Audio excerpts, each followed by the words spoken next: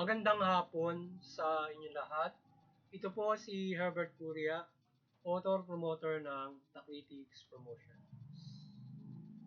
Ang ating boses at konstruktibong kritisismo, opinyon, komentaryo at konsultasyon sa linggong ito, kakibat ang ating pananalig sa ating banal na Panginoon Diyos, banal na Panginoon Kristo at gabay ng kaliwanagan ng Banal na Santa Maria, ay hinggil sa issue ng Chief Marbil I's Modern Political PNP in 2025.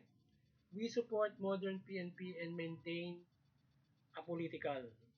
Ayon sa ating PNP Chief Marbil, ngayong 2025 ang ating PNP ay magpapairal ng modernong pagprotekta sa sambayan ng Pilipino o ating bansa na hindi nakikialam sa mga politikang mga issues.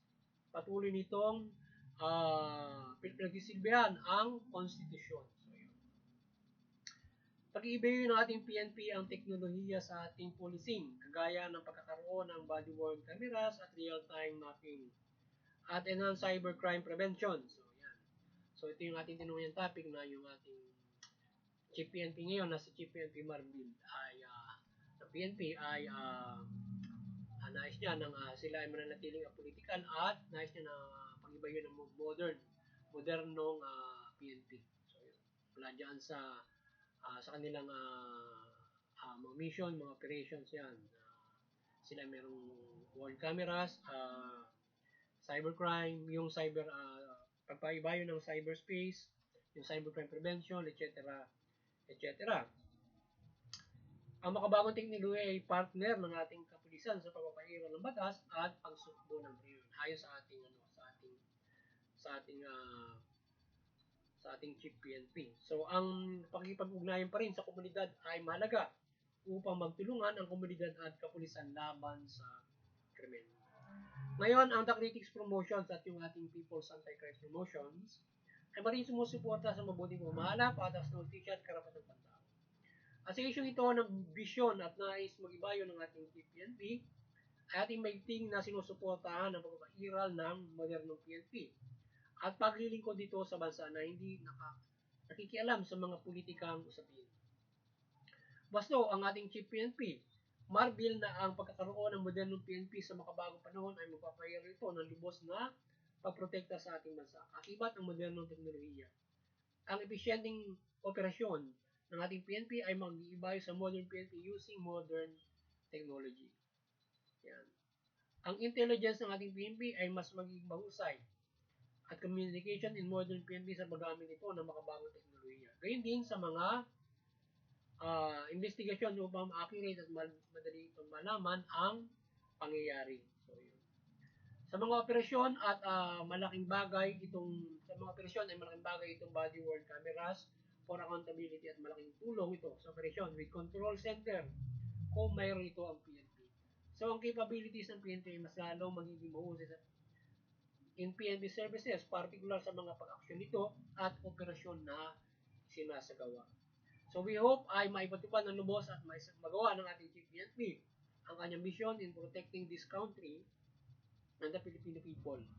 Ito mga inilulunsad ng mga hotline with internet o real-time webcam view ay malaking bagay ito sa pag-aksyon at pagsusuplong ng mga tao. Mahalaga, ang quick response at ang modern tech ng communications at anumang ginagamit dito ay dapat mapag-ibayo. So yan, mahalaga yung kagaya ng nilulunsad natin ng yung hotline with yung may apps, tapos pwede kang mag in real time webcam, pwede mo kuhaan habang nagsusuplong ka dun sa pulisya yung mga pangyayari. So maganda yung sa app na yun, parang hindi pa yata nailunsad sa buong Pilipinas, pero sa Metro Manila yata meron na doon. So sana mailunsad sa buong Pilipinas at ang natin may kaya maglagay sa phone para kung mayroong katiwalian kanila mai-suplong. Aside from doon sa 888 at saka 911 na mapag-ibayo pa yung sa digitalization para yung PNP ay mas maging mahusay dun sa kanyang pag-respond. O halimbawa yung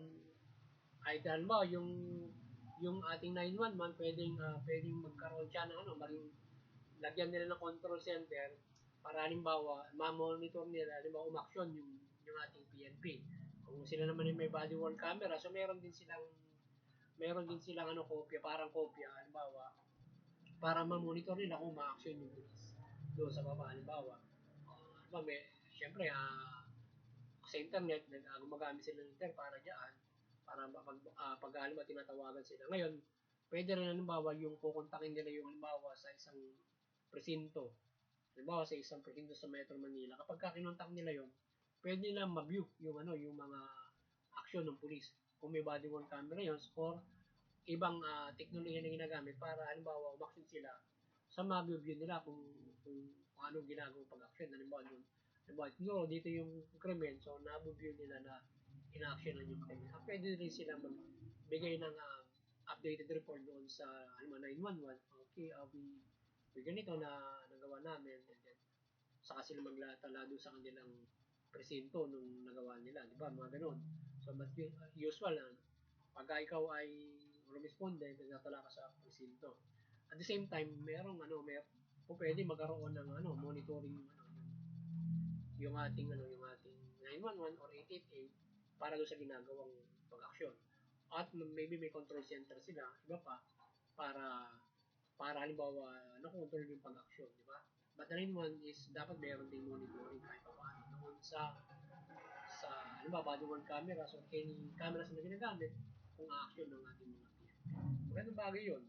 So pag-iba yun ng 88 na yun, maaaring pag-abiyun din ng ating PNP. Kaya natin nasabi.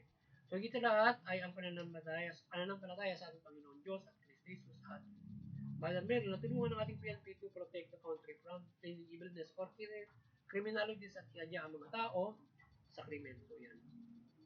So higit sa lahat yung ating pananampalataya sa ating banal na Panginoon Diyos na tulungan yung ating PNP na siyempre sila ay protektahan din at kanilang maresolba na maayos yung mga protektahan nila ng lubos yung mga tao at maresolba na yung anumang krimen na nangyayari at protektahan ng lingkod ng Pilipino at maiadya sa anumang uri ng krimen. At siyempre magabayan ng mabuting balita para lahat ay mabuhay ng mabuti.